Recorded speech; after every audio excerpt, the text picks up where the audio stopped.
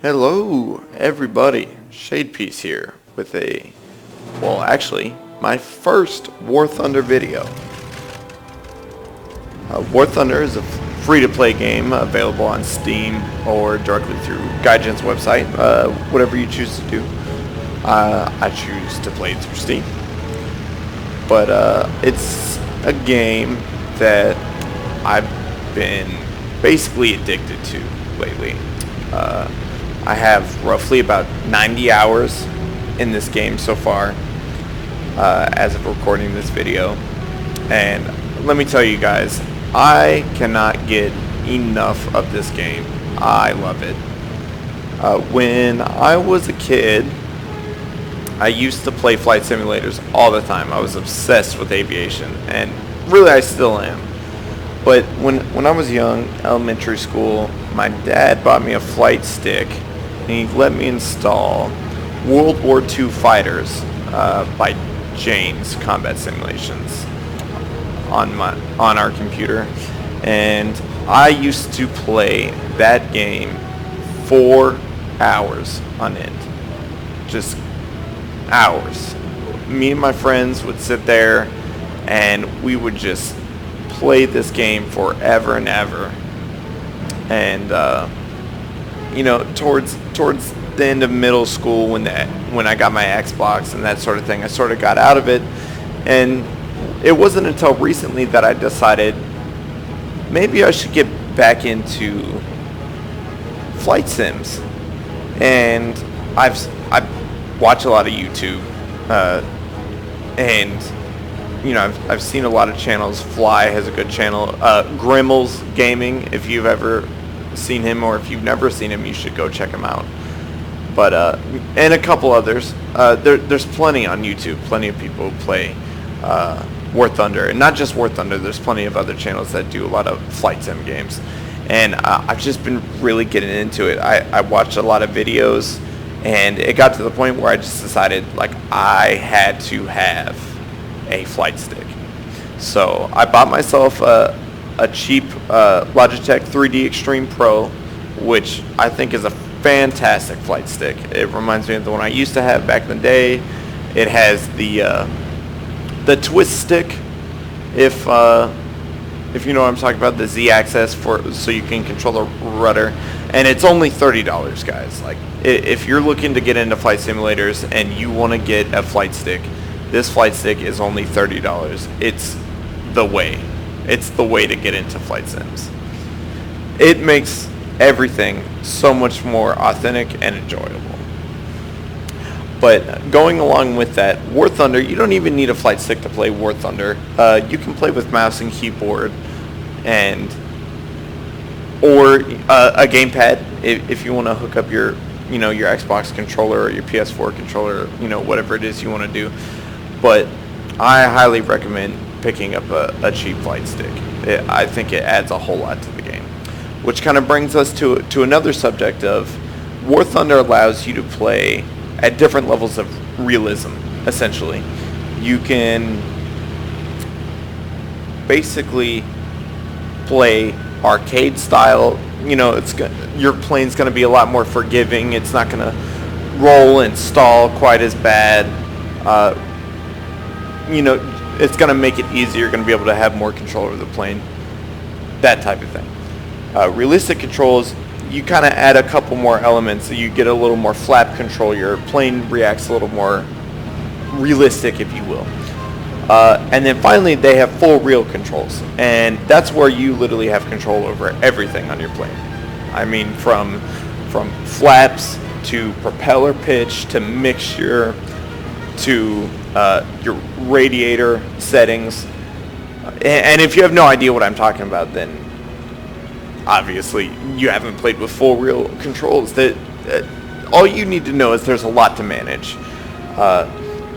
There's a lot of different settings, as far as trimming the aircraft and that sort of thing. And very recently I got into the realistic setting.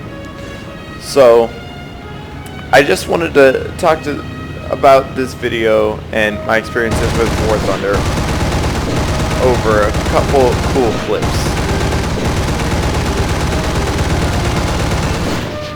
And this is what I'm flying. I probably should have mentioned prior to this is a He-112 Bravo, which you can see on the left side of the screen there. But and that plane that I shot down just now was a British Swordfish. So came in with the guns, got on this tail. I'm not sure if that guy was AFK or whatnot, but he didn't make any move to dodge anything. This is a second Swordfish that I saw, and I'm diving down on. And we're coming in. You can see he's at a terribly low energy state trying to climb up to me. And lucky for him, I ran out of cannon shells right as I started shooting at him.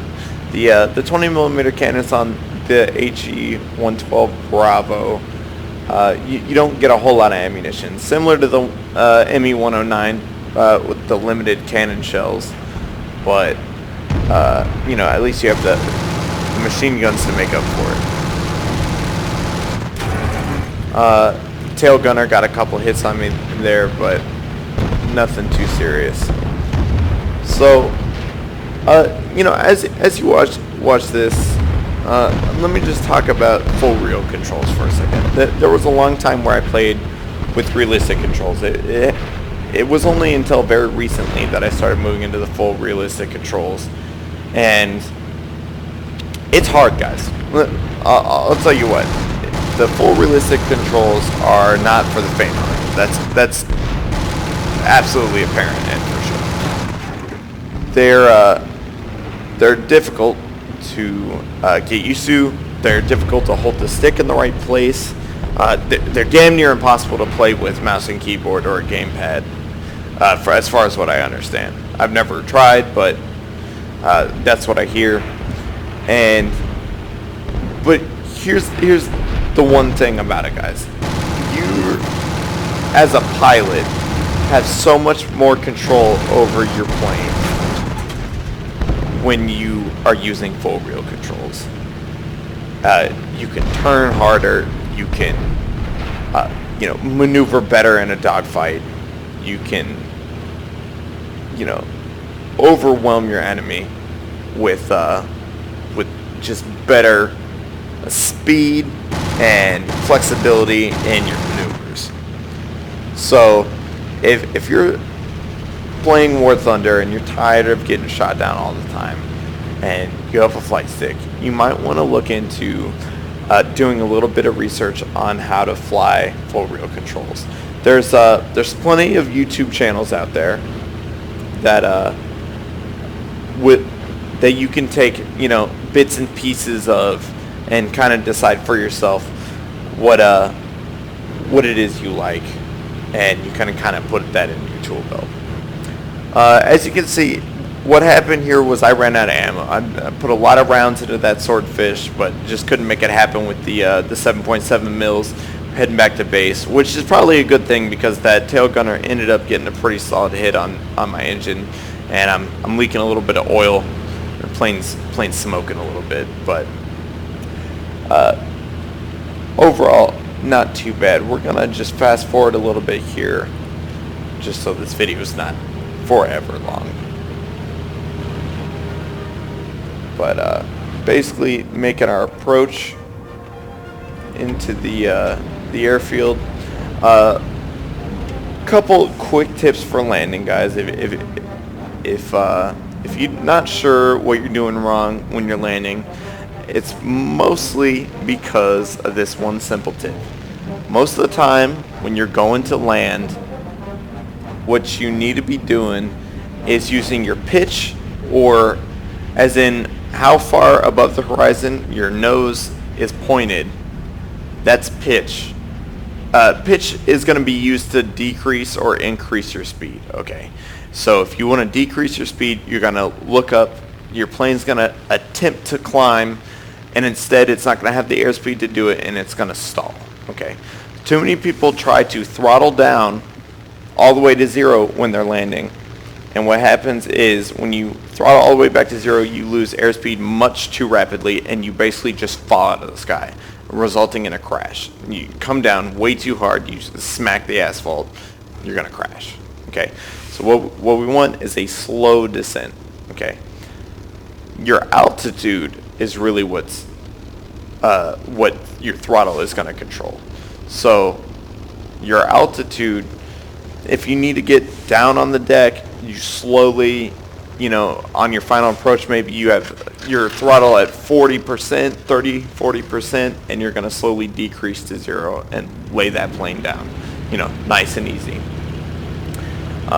It takes a lot of practice, and, maybe you want to jump into a test flight before you want to get too crazy about it. But, that's the biggest tip I have on landing, at least in War Thunder. Gonna go ahead and fast forward again. Right now, there's only a couple. There was 3 Blenheims left, as you can see here.